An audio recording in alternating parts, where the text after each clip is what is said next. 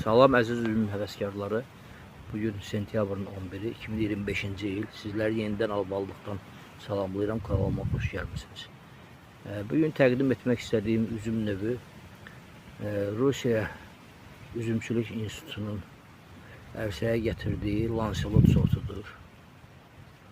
Gördüyünüz kimi çox iri giləli, orta çəkili salxımlara malik, xırçıltılı, bərk, ətli, dadlı, şəkərini yığmış bir üzüm növüdür. Salxımları 1 kilo olur.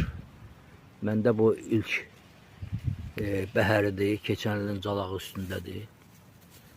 Ona görə hardasa bir 400 qram gəlir. Gilələri də görürsünüz nə boydadır. 10-12 qram olur. Çox gözəl dadı var. Şirinliyini gözəl yığır, xırçıltılıdır, əsas odur. Düzdür, gec yetişən sortdur. Hal-hazırda yetişməkdə davam edir. Ayrı gilələri üzü şəkərini artıq yığmışdır.